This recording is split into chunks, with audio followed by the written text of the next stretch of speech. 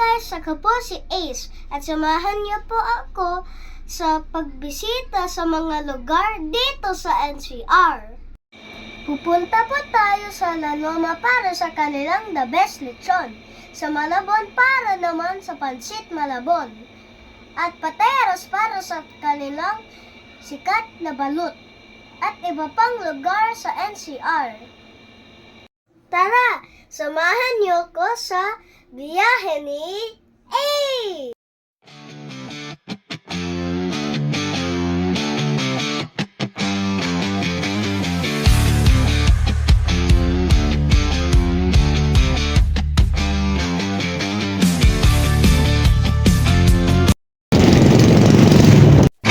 Dito naman tayo sa La Loma, Quezon City!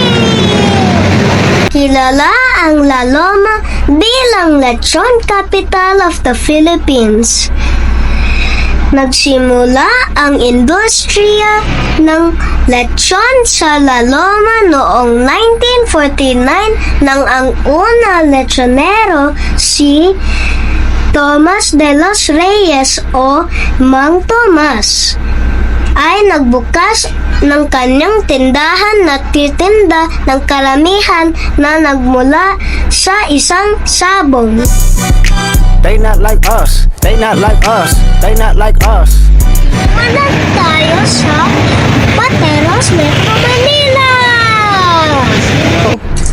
Paano nakuha ni Pateros ang pangalan nito?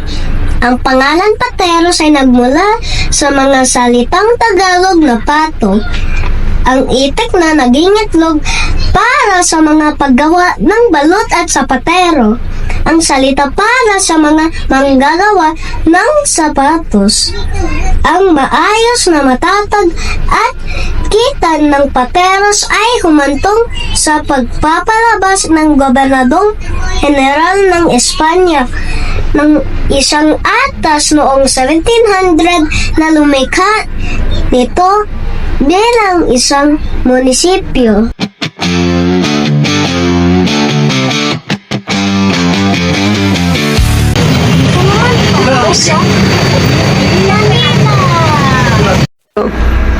Pumunta rin po kami sa Manila kung saan matatagpuan ang umpin na kilalang bilihan ng ginto at alahas, at sa Dangwa na kilala bilang Bulaklak ng Maynila.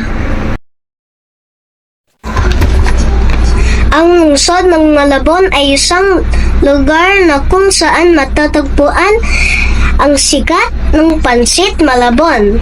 Kilala rin ito sa ibang sari-saring pagkain tulad ng puto sulot, puto pumbong, sapin-sapin, malapad, bibingka at kamatsile.